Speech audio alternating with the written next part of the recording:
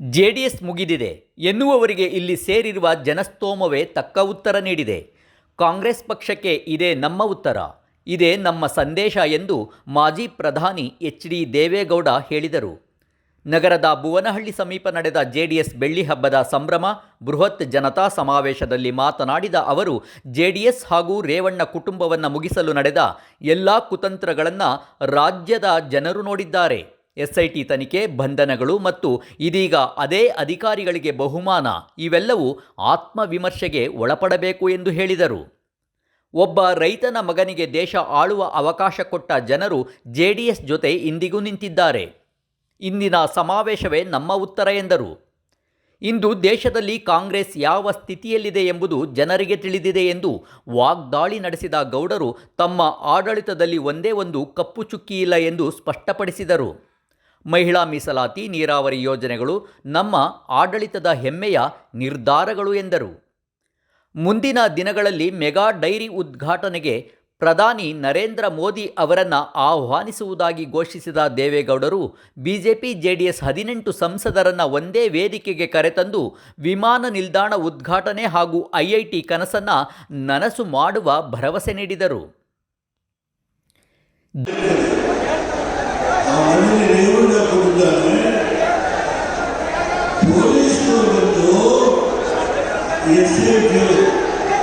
ನಿನ್ನ ಅರೆಸ್ಟ್ ಮಾಡಿದರೆ ಬನ್ನಿ,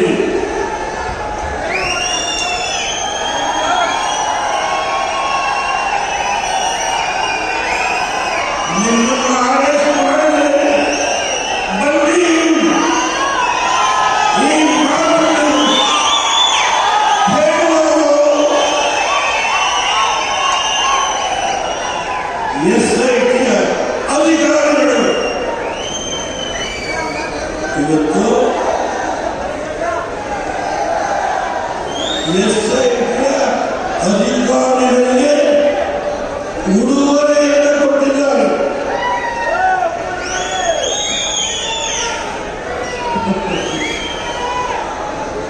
ಈ ರಾಜ್ಯದ ಆಡಳಿತದ ಚುಕ್ಕಾಣಿಯನ್ನು ಹಿಡಿದಿರ್ತಕ್ಕಂಥ ನಮ್ಮ ಎದುರಾಳಿ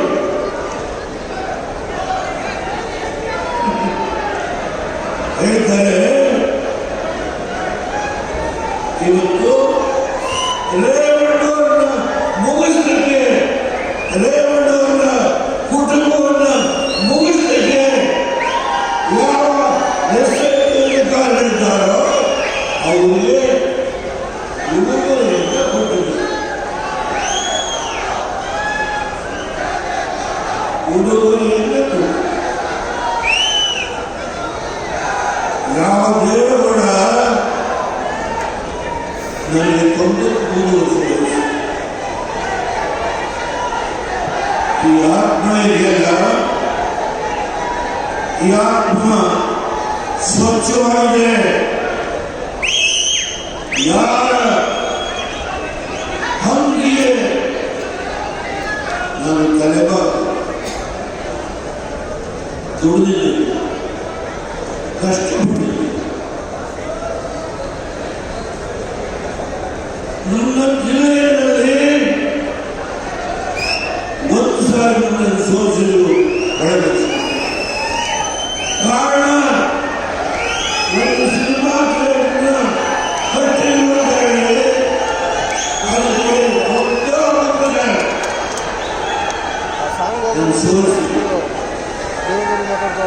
ನಾನು ಅದ್ರ ಬಗ್ಗೆ ಚರ್ಚೆ ಮಾಡಲ್ಲ.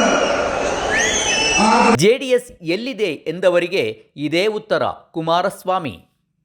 ಮಾಜಿ ಮುಖ್ಯಮಂತ್ರಿ ಹಾಗೂ ಕೇಂದ್ರ ಸಚಿವ ಎಚ್.ಡಿ. ಕುಮಾರಸ್ವಾಮಿ ಕಾಂಗ್ರೆಸ್ ಸರ್ಕಾರವನ್ನು ಭ್ರಷ್ಟ ಮತ್ತು ಲೂಟಿಕೋರ ಸರ್ಕಾರ ಎಂದು ಟೀಕಿಸಿ, ಜೆಡಿಎಸ್ ಎಲ್ಲಿದೆ ಎಂದು ಕೇಳುವವರಿಗೆ ಇಂದಿನ ಜನಸ್ತೋಮವೇ ಉತ್ತರ ಎಂದರು. ನಮ್ಮ ತಪ್ಪಿನಿಂದ ಗೆದ್ದ ಸಂಸದರೊಬ್ಬರು ನಮ್ಮ ಬಗ್ಗೆ ಟೀಕಿಸಿ ಮಾತನಾಡುತ್ತಾರೆ. ಪರೋಕ್ಷವಾಗಿ ಸಂಸದ ಶ್ರೇಯಸ್ ಪಟೇಲ್ ವಿರುದ್ಧ ಗುಡುಗಿದ ಕುಮಾರಸ್ವಾಮಿ, ಈ ಹಿಂದೆ ದೇವೇಗೌಡರನ್ನ ಪುಟ್ಟಸ್ವಾಮಿ ಗೌಡ ಹೊಳೆ ನರಸೀಪುರದಲ್ಲಿ ಸೋಲಿಸಿದ್ದನ್ನು ನೆನಪಿಸಿಕೊಂಡು ಅದೊಂದು ಕಾವೇರಿ ತೀರದ ಜನರಿಗೆ ಆದ ಸೋಲು ಎಂದು ಬಣ್ಣಿಸಿದರು. ಸಕಲೇಶಪುರ, ಬೇಲೂರು ಭಾಗದಲ್ಲಿ ವನ್ಯಜೀವಿ ಹಾವಳಿ ತಡೆಗೆ ಕೇಂದ್ರ ಸರ್ಕಾರದಿಂದ ಹೆಚ್ಚುವರಿ ಅನುದಾನ ತಂದು ಸಮಸ್ಯೆ ಬಗ್ಗೆ ಪರಿಹರಿಸುವ ಭರವಸೆ ನೀಡಿದರು. ಇವತ್ತು ಮೆಕ್ಕೆಜೋಳ ಬೆಳೆದಿದ್ದೀರಿ. ಉತ್ತರ ಕರ್ನಾಟಕದ ನಮ್ಮ ನಾಯಕರುಗಳು ಬಂದಿದ್ದಾರೆ. ತೊಗರಿ ಬೆಳೆದರು, ಕಡಲೆ ಬೆಳೆದಿದ್ದಾರೆ.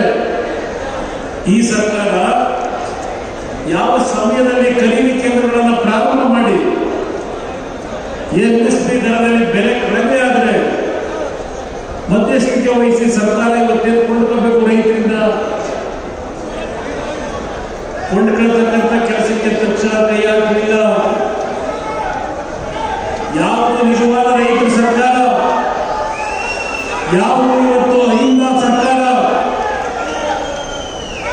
ಅಹಿಂದದಲ್ಲಿ ಇರ್ತಕ್ಕಂಥ ವ್ಯಕ್ತಿಗಳು, ಕುಟುಂಬಗಳು ರೈತ ಸಮಾಜದವರಲ್ಲೇ ಕೇಳಿಕೆ ಬಯಸ್ತೀನಿ. ನಾಡಿನ ಅಹಿಂದ ಹೆಸರನ್ನ ರಾಜಕಾರಣವನ್ನು ಮುಂದಿಟ್ಟು ನಿಮ್ಮಗಳಿಗೆ ದ್ರೋಹವನ್ನು ಬಗೆತಾ ಇರ್ತಕ್ಕಂಥ ಈ ಸರ್ಕಾರದ ಮುಖ್ಯಮಂತ್ರಿಗಳು ಕೇಳಿಕೆ ಬಯಸ್ತೀನಿ. ಇವತ್ತು ಮೆಕ್ಕೆಜೋಳ ಬೆಳೆದಂತ ರೈತರು ಬೀದಿಗೆ ಬಂದಿದ್ದಾರೆ. ತೊಗರಿ ಬೆಳೆದಂತ ರೈತರು ಗುಲ್ಬರ್ಗದ ಬೀದಿಗೆ ಬಂದಿದ್ದಾರೆ. ಇವರು ಯಾವ ಖರೀದಿ ಕೇಂದ್ರ ಪ್ರಾರಂಭ ಮಾಡ್ತಾರೆ? ಯಾವಾಗ ನನ್ನ ರೈತರು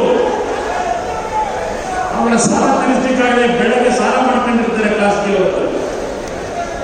ಅವ್ರು ಸಾಲ ತೀರಿಸಲಿಕ್ಕಾಗದೆ ಯಾರು ಸಾಲ ಕೊಟ್ಟಿರ್ತಾರೆ ಅವ್ರು ಒತ್ತಡಕ್ಕೆ ಬಿಡೋದು, ಅವ್ರು ಕೇಳುವಷ್ಟು ಬೆಲೆಗೆ ಆ ಬೆಳೆಯನ್ನು ಕೊಡ್ತಾರೆ. ಆದ ನಂತರ ಈ ಸರ್ಕಾರ ಖರೀದಿ ಕೇಂದ್ರ ಪ್ರಾರಂಭ ಮಾಡುತ್ತೆ. ಆ ಖರೀದಿ ಕೇಂದ್ರಕ್ಕೆ ಬೆಳೆ ತಗೊಂಡು ಹೋಗೋರು ಯಾರು?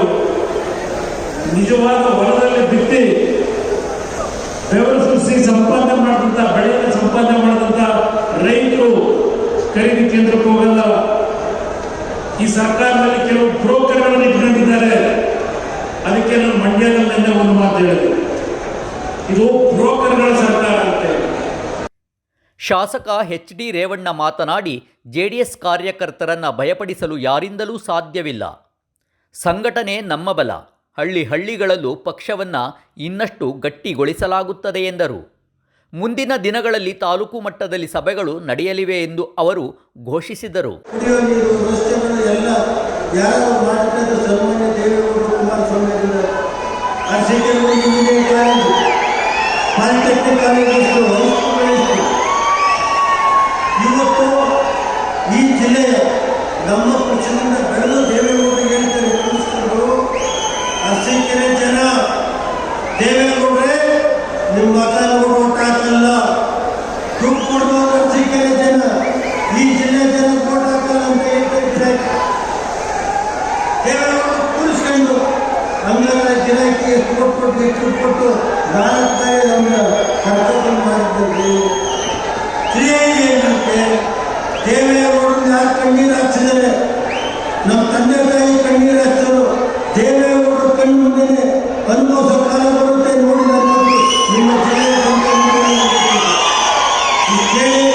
ಈಗ ಸನ್ಮಾನ್ಯ ನನಗೆ ಎಲ್ಲ ನಮ್ಮ ಮುಖಂಡರಿಗೆ, ರಾಷ್ಟ್ರೀಯ ಅಧ್ಯಕ್ಷರಿಗೆ, ಪತ್ರಿಕಾ ಸ್ನೇಹಿತರಿಗೆ, ಕುಮಾರನವರು ದೇವೇಗೌಡರು ದೀರ್ಘವಾಗಿ ಮಾತಾಡ್ತಾರೆ. ಕುಮಾರನವರು ಈ ಜಿಲ್ಲೆಗೆ ಏನೇನು ಇದಾಗಿದೆ, ರಾಜ್ಯದಲ್ಲಿ ಇದ್ದಾಗ ಏನೇನು ಕೊಡುಗೆ ಕೊಟ್ಟಿದ್ದಾರೆ.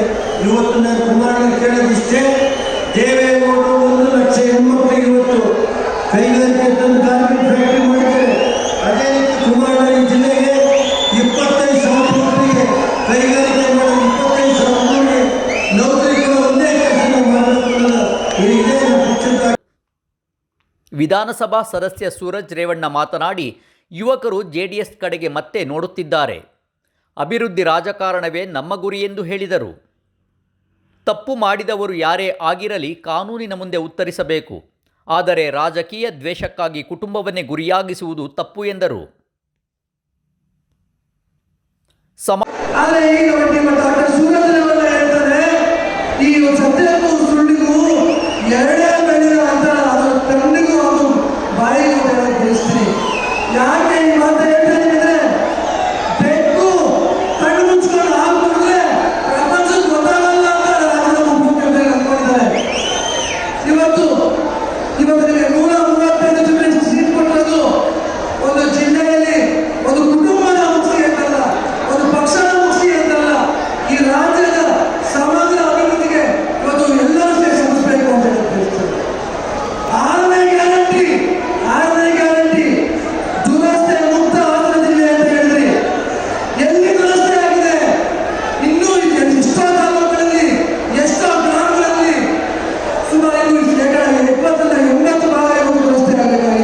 ಸಮಾವೇಶದಲ್ಲಿ ಅರಕಲಗೂಡು ಶಾಸಕ ಎ ಮಂಜು, ಚನ್ನರಾಯಪಟ್ಟಣ ಶಾಸಕ ಬಾಲಕೃಷ್ಣ, ಜಿಲ್ಲೆ ಹಾಗೂ ರಾಜ್ಯ ಮಟ್ಟದ ಹಲವು ನಾಯಕರು ಮಾತನಾಡಿದರು.